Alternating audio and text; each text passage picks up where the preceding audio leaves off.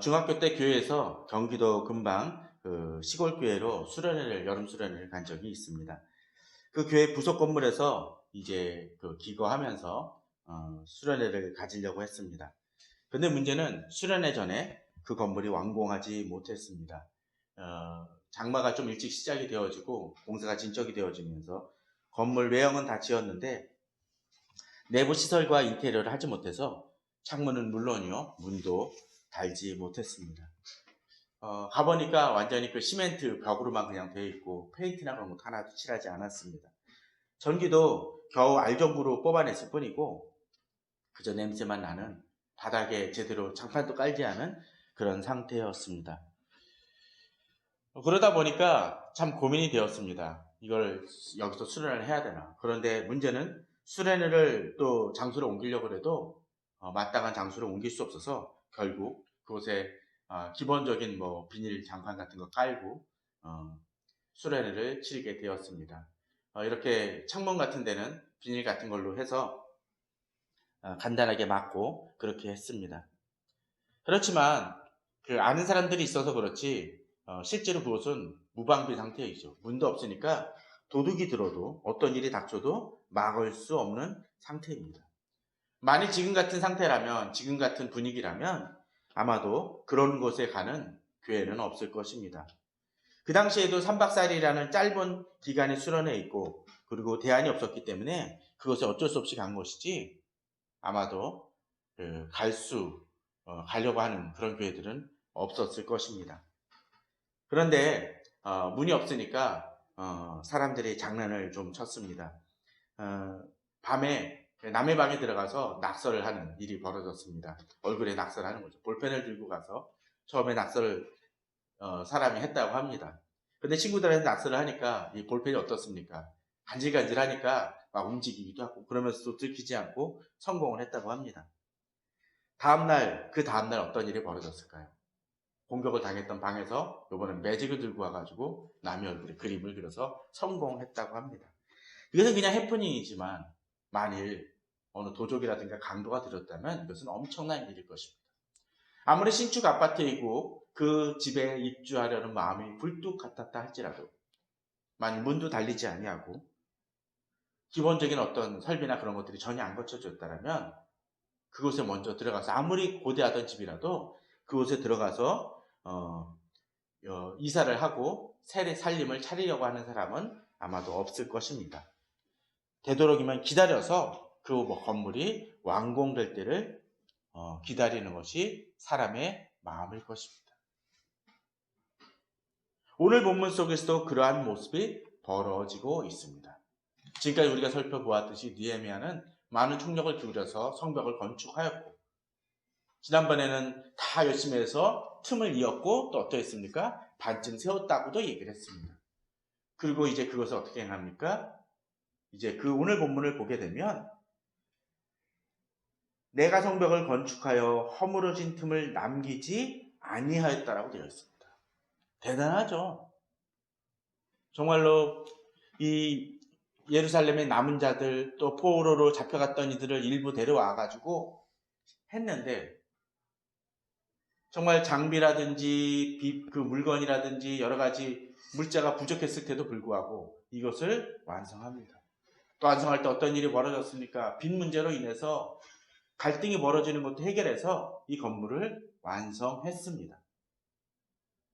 이 소문은 어디까지 퍼졌습니까? 산발락과 도비아와 아라비아 사람 게셈과 그 나머지 원수들이 이 얘기를 들었다고 되어 있습니다. 자, 그런데 오늘 본문을 잘 보게 되면 이 사람들의 명단이 예전하고 좀 다른 느낌이 들지는 않습니까? 어떠신가요? 저는 이걸 보면서 이 거론되어지는 열거되어진 이름들이 원수들의 이름들이 좀 많아졌다는 생각이 좀 들었습니다. 좀 더 자세하게. 왜 그럴까요? 이들에게 이 문제는 심각하고 두려운 문제이기 때문이었을 것입니다.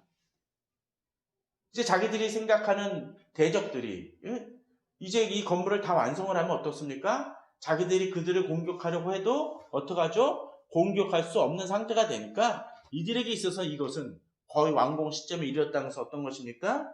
아주 두렵고 떨리는 일이 되죠. 그런데 오늘 본문을 보게 되면 한 가지 심각한 문제가 있습니다. 뭡니까? 그때는 내가 아직 성문에 문짝을 달지 못한 때였더라. 문짝이 없다는 건 무엇입니까? 성벽 자체가 없으면 뭐 그냥 아무데나 공격하는 그런 일이 벌어지니까 더 이 대비를 하기 힘들 수는 있겠지만, 문짝이 없다는 얘기는 결국 언제든지 맘만 잡으면, 총력을 기울이면 이 예루살렘을 공격할 수 있는 아주 위기 순간일 수 있다라는 것입니다. 예컨대 영화 속에서도 중세시대 영화들을 다루는 그런 것들 한번 보십시오. 그들이 제일 먼저 공격하는 것은 무엇입니까? 성벽을 무너뜨리려고 하지만 성벽이 잘 안 무너지면 어떡합니까? 커다란 그 나무 같은 거, 그 옹개를 가지고 그 문을 부셔가지고 어찌됐건 뚫으려고 합니다. 뚫리면 어떡하죠? 그 대적들이 아주 몰밀듯이 몰려와서 거기서 쑥대밭을 만들어버리는 모습들을 우리는 발견을 합니다. 뭐가 문제입니까?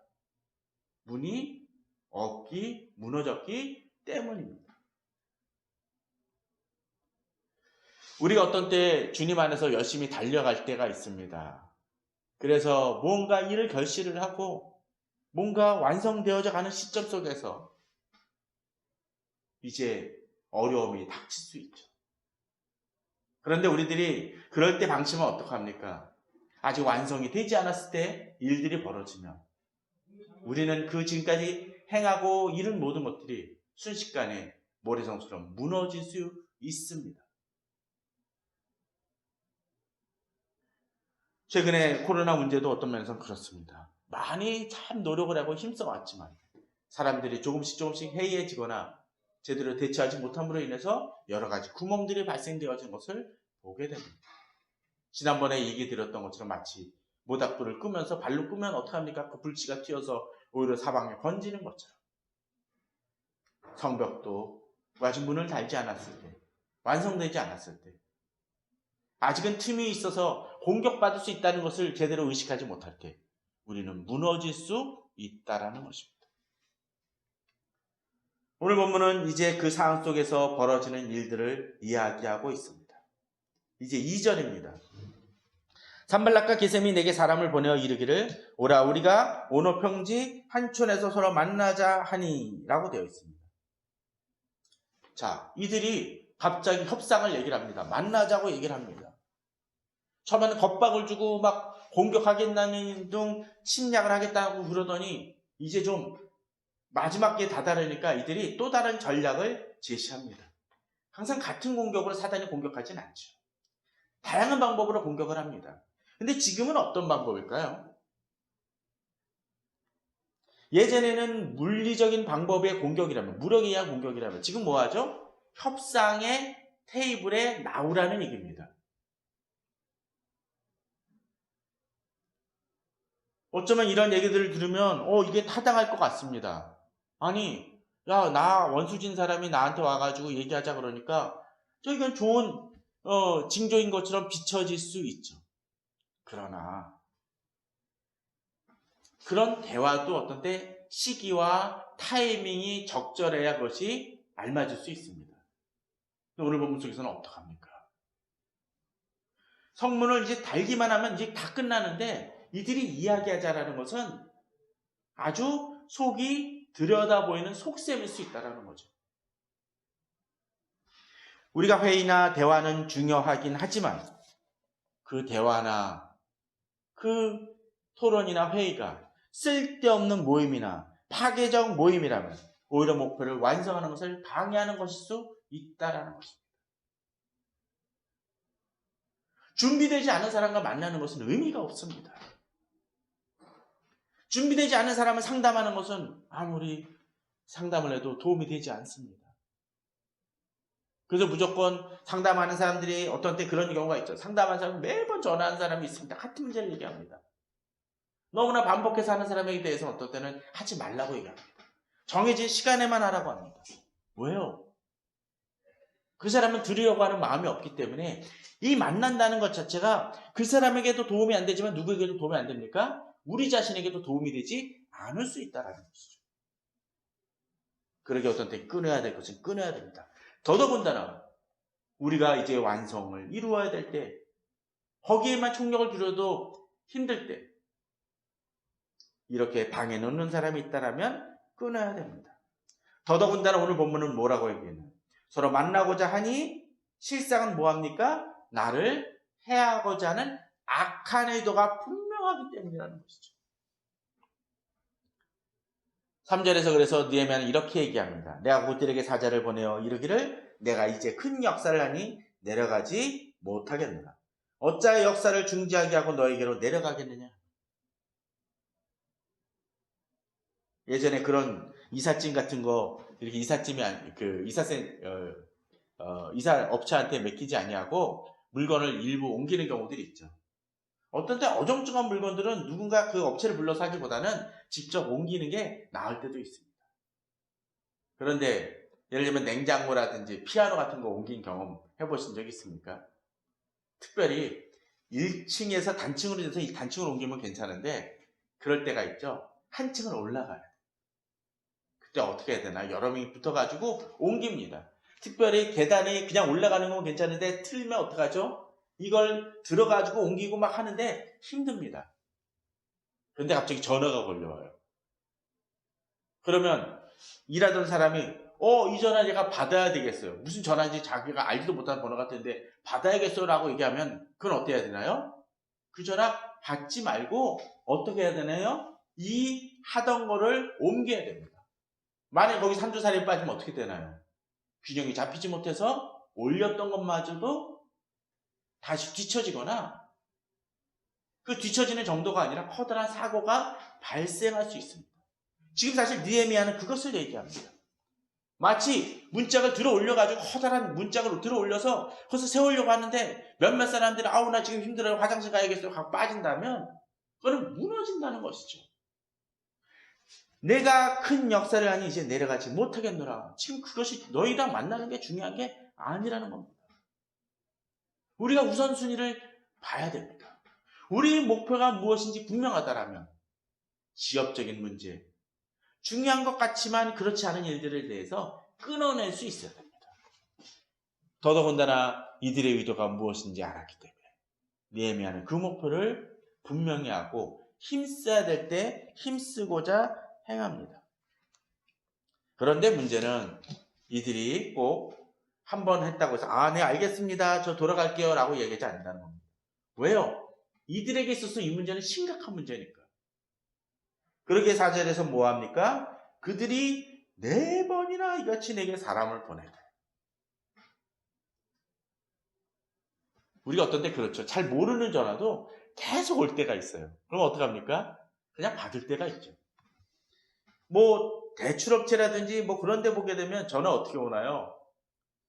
뭐 예를 들면은 1911인데 1911은 와요. 뭐 545에 1911 딱 오는데 와요. 그럼 모르는 번호니까 끊죠. 그런데 그 번호 속에서 뭐 이렇게 후수 같은 데 보면 뭐합니까? 뭐 대출업체, 스팸 뭐 써 나와요. 근데 545에 1911인데 다음번에 전화 오는 건 545에 1913이야. 그럼 뭐합니까? 어떤 때? 스팸부터 아직 안 뜨니까 받을 때가 있습니다. 마치 이들의 공격이 그런 거예요. 4번이나 반복을 합니다. 그러니까 어떤 때는 귀찮은 사람도 자꾸 전화를 하면 이 사람이 정말 중요한 일이 있는가 보다 하고 받을 때가 있습니다. 그러다 보면 막 쓸데없는 얘기를 해서 끊을 수 없을 때가 있죠. 오늘 본문 속에서 4번이나 이같이 계속 사람을 보면서 집요하게 달려듭니다. 마치 그러니까 정말로 중요한 일 아닌가라는 생각이 들 수도 있을지 모르겠죠. 그런데 느헤미야는 나는 똑같이 대답하였다고 되어 있습니다. 왜? 이 일이 중요하기 때문에 이 일로 인해서 이 같은 일들로 인해서 분산시킬 수 없다라는 것입니다. 목표가 분명한 사람들은 바로 이런 사람들입니다. 우리 어떤 사람들이 열심히 일하다가 무너지는 대부분의 경우를 보시죠. 그게 달려가다가 쓰잘데없는 일들에 발목을 잡히고 그러다 보니까 넘어집니다. 얼마 전에 어느 예능에서 그런 거 나오죠. 어느 사람이 막 그 가수가 여러 가지 체크를 하면서 점검을 하고 막 반복을 하고 하나하나 고칠 것을 고치는 것 세밀하게 적는 걸 보면서 어느 사람이 옆에서 그러죠. 당신은 초심을 좀 잃어도 될 것 같습니다. 아닙니다. 초심을 잊지 않고 계속적으로 달려가야 될 때는 달려가야 됩니다. 그것을 잊으니까 무너집니다. 많은 건강한 단체들이, 많은 건강한 교회들이 무너지는 것은 바로 그런 이유입니다. 처음 사랑을 잊어버리기 때문이라는 거죠. 요한계시록처럼. 자, 정말 대단한 사람입니다. 이런 점에서 참 본받을 사람이죠. 그런데 우리들의 열심만큼 사단도 열심입니다. 오늘 5절에 그런 모습이 드러나죠.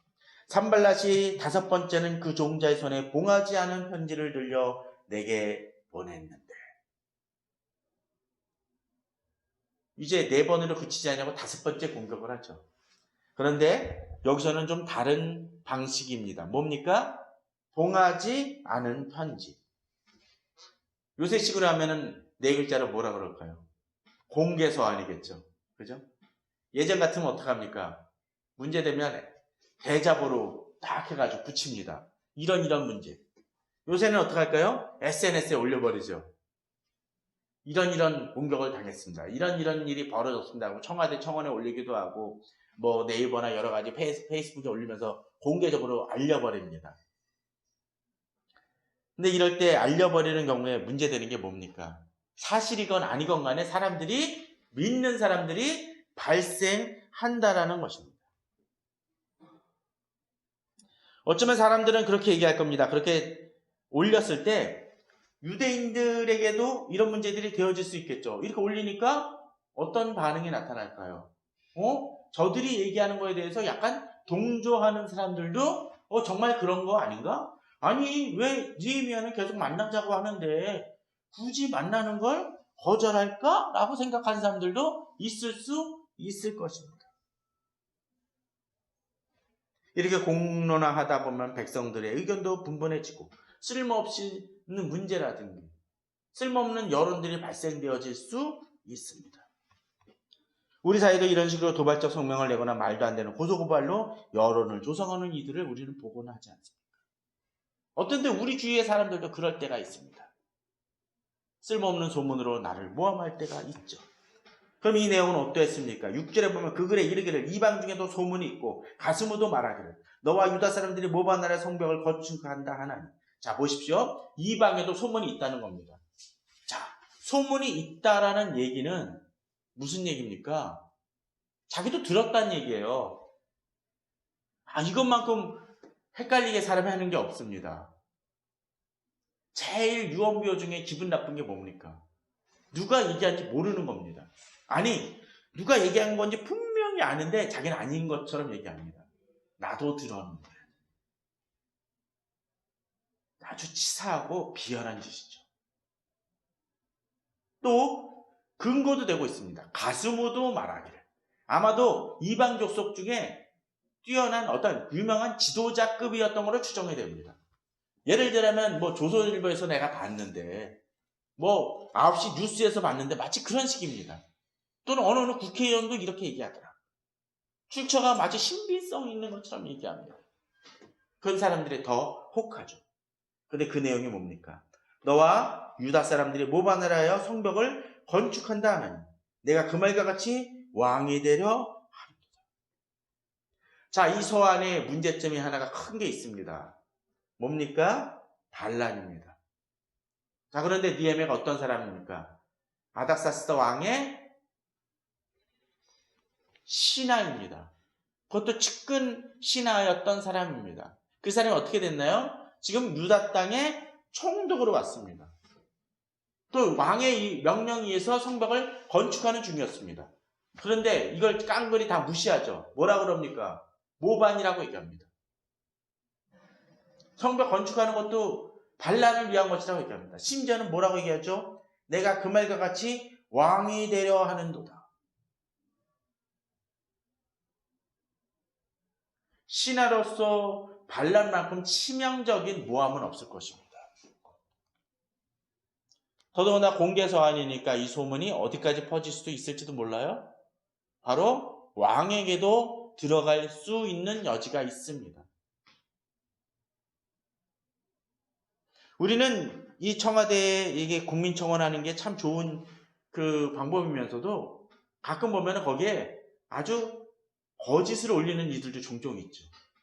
나중에 20만 청원까지 넘게 올렸는데 거짓이라 그래서 문제됐던 경우들을 가끔씩 봅니다.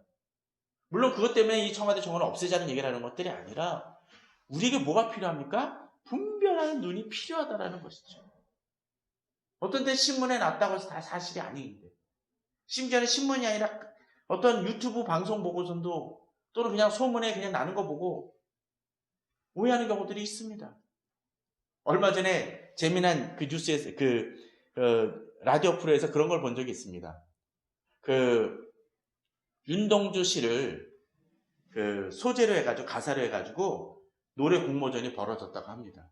어느 프로젝트 그룹 쪽에서 야 이번에 기회다 해가지고 노래를 만들었대요. 편지라는 노래를 만들었다고 합니다.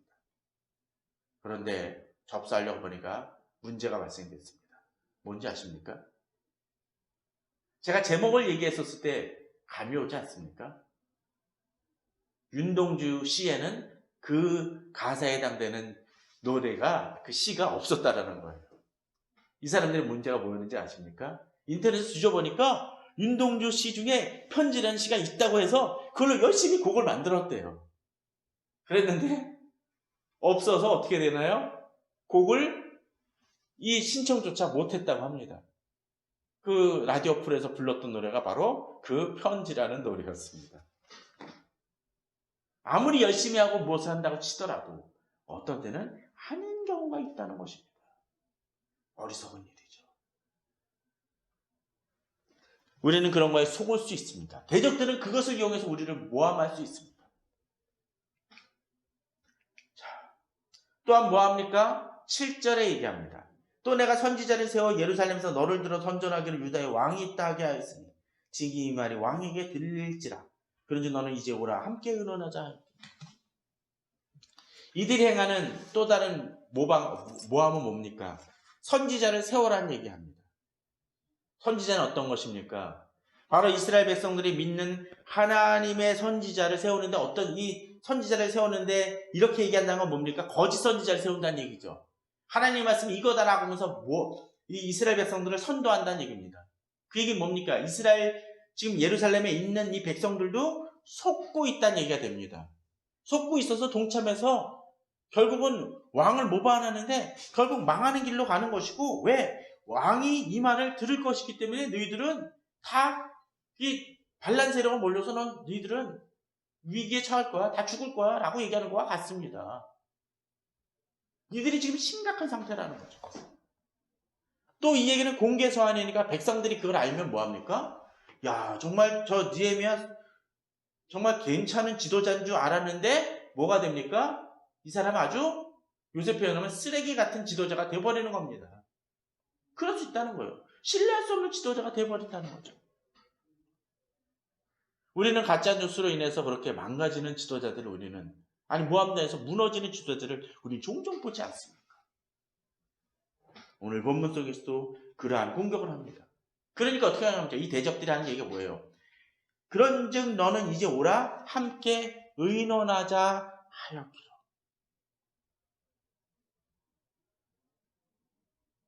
아주 위협적인 공격을 하면서 무너뜨리려고 행합니다.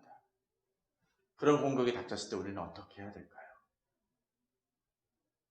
그런데 그런 문제에 잘못 뛰어들면 어떡합니까? 진흙탕에 뛰어들어서 아주 엉망진창이 돼버리는 경우들이 있죠.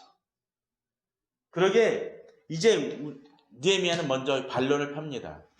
내가 사람을 보내어 그에게 이르기를 내가 말한 바 이런 일은 없는 일이요 내 마음에서 지어낸 것이라 하면서 분명하게 그것을 선을 그으며 거부합니다.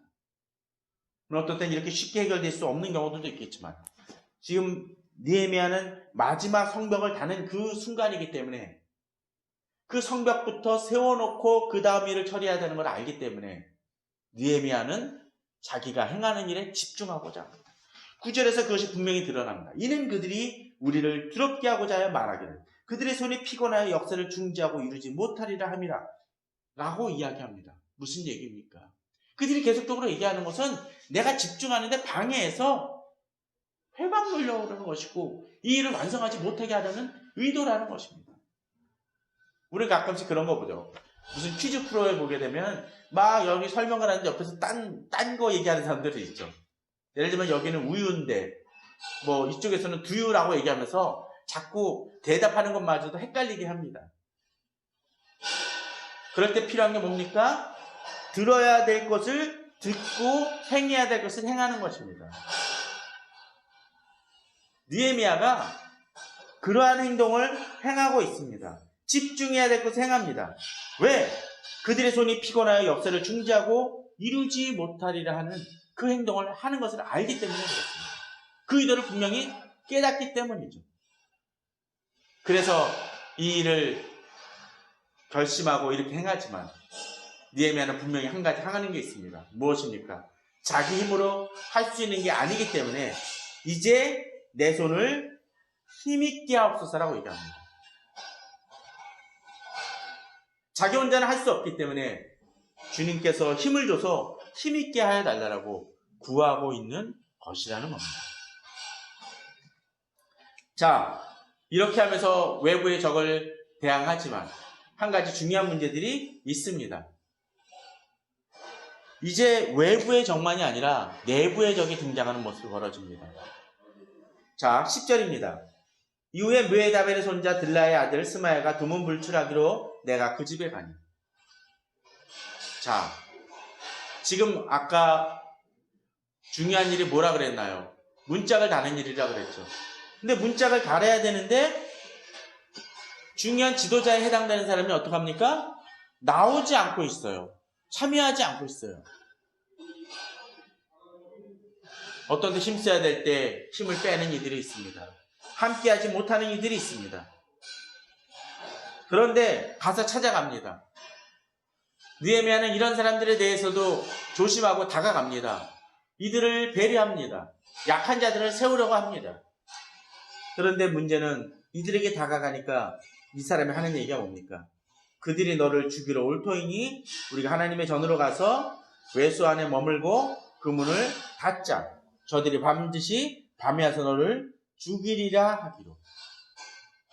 자, 지금까지 정황을 보게 되면 이 사람의 말이 어느 정도 근거가 있을 수 있습니다. 그렇겠죠? 느헤미야를 산발락과 도비아나 그 세력들이 계속적으로 공격하려고 노리고 있습니다. 죽이려는 것이 당연할 것 같습니다. 그러니까 이 사람의 대책은 뭡니까? 우리가 하나님의 전으로 가서 외수 안에 머물고 그 문을 닫자. 이것이 적절한 방법인 것 같습니다. 어떤 때 그렇게 느껴질 때가 있습니다.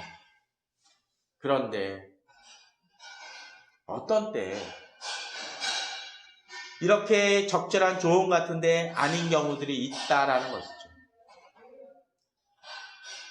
느헤미야는 이 의도를 압니다. 11절입니다. 내가 이르기를 나 같은 자가 어찌 도망하면 나 같은 몸이면 누가 외수 들어서 생명을 보존하겠냐.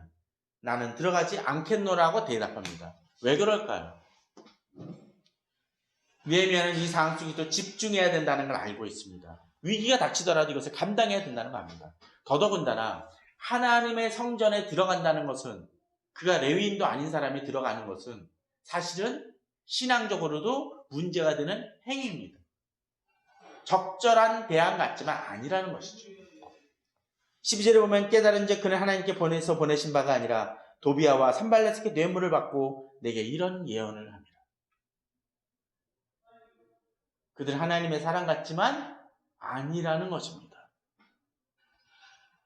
좀 더 재미난 것은 앞서서 도비아와 산발랏이 느헤미야를 공격할 때 뭐라 그랬나요? 선지자를 세워서 하나님의 뜻을 왜곡해서 네가 왕이 되려고 한다라고 그런 소문이 돈다라고 얘기를 했는데 정작 진짜 그런 일들 행하는 사람이 누굽니까? 바로 도비아와 산발랏입니다.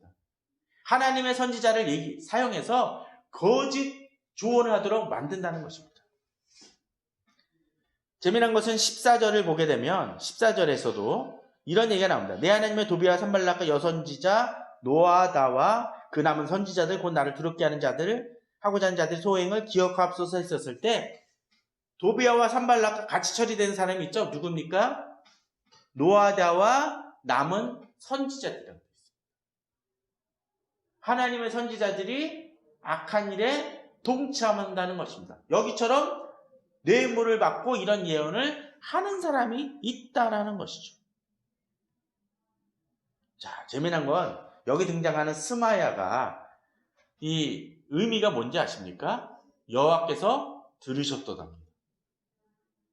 앞서 14절에 뒤에 나오는 14절의 이 얘기는 또 뭡니까? 역시 여호와의 만남입니다. 뜻이. 야, 이름 정말 좋지 않습니까?